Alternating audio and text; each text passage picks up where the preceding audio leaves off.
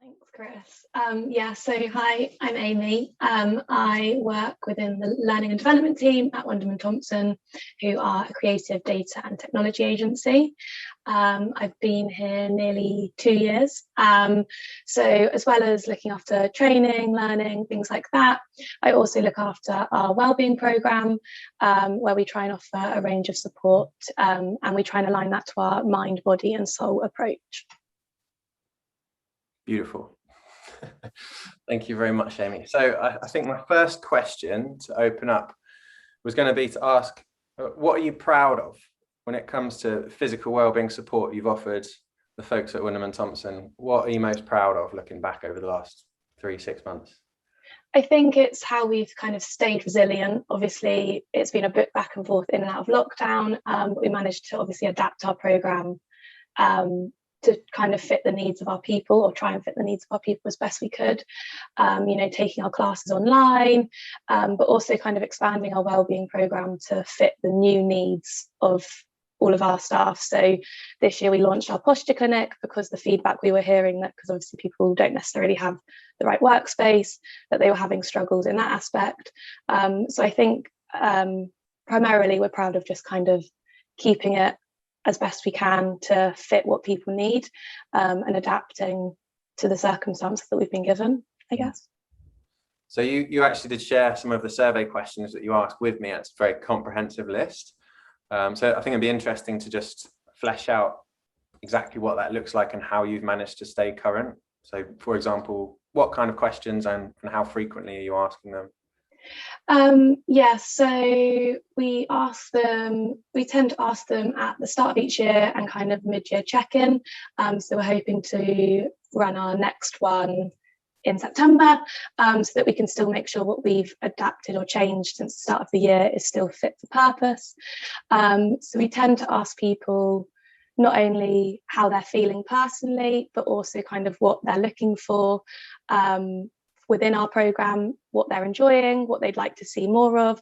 So for example, as you mentioned, the sleep and nutrition sessions that we've kind of been working with you guys on, that was based on output from a survey, and also things like just to try and boost engagement, what time of day suits you, whether that be in the morning, evening, lunchtime, but also having the ability, do people want the ability to watch a recording, or would they only be interested if they could attend it live?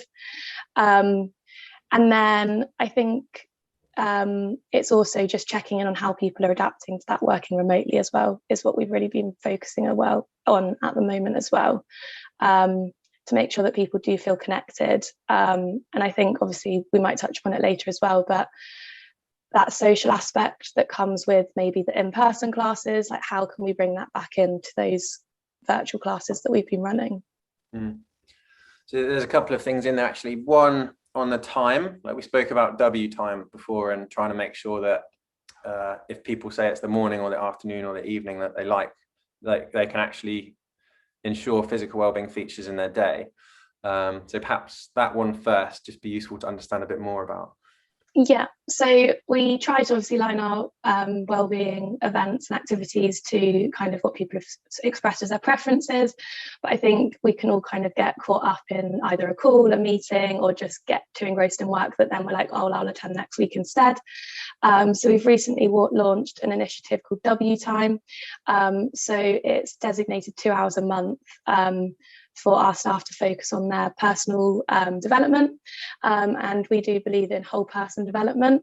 So as part of your development is also your well-being, and so we're now looking ahead of how can we align kind of some of those more educational sessions or other well-being topics to that time, so that people can either attend live, but also give them the ability to have that time to then catch up on anything they might have missed. Thank you. My second question was going to be about return to work, but I actually realised I'm going to ask you the bigger question now. So the second broader question is, what are the biggest challenges and struggles you're facing for now and for the next 3 to 6 months?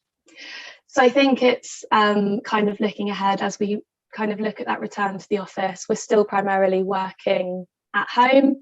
But from September, we'll probably start to look at how we do return to the office and how that looks in the future. So I think it's kind of, again, adapting our current programme to be available to those people working at home as well as in the office. So whether that be kind of looking at the technology to live stream it to those at home, but also having the ability for people to attend live, because I know a lot of people don't have feel like they have the same experience, obviously, when they're attending remotely. So I think that's probably our primary challenge going forward, is just looking at, are people comfortable with attending events in person, or are they still not comfortable with that, even if they're comfortable attending the office? So I would say that's probably our challenge going forward, is looking at that hybrid model of what that looks like for our wellbeing programme. And I suppose this would be an interesting one, because I'm going to ask the same questions, guys, as well, for the breakout rooms coming up. You're going to be answering the same questions in groups as Amy has just done. But to drill into that challenge and the hybrid model, I suppose, you mentioned technology, you mentioned streaming. Like, are there any other things you're looking at the moment to address that problem? So at the moment, we're kind of looking at like core days and things like that. So if we do go that route, perhaps we won't need to stream, because our events will be aligned to those days where we are in the office.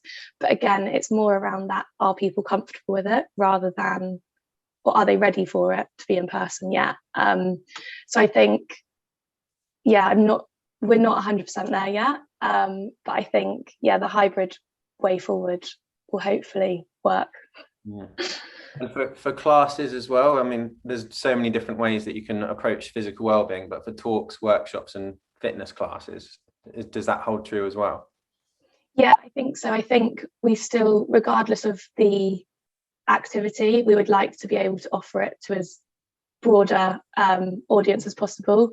Obviously, if we go back, we used to offer things like massages and nails and things like that. So if we go back to things like that, obviously you can't really do that virtually. But more of those kind of activities that have been working remotely, I think we would look to continue to offer in both spaces. Beautiful. Thank you very much. All right.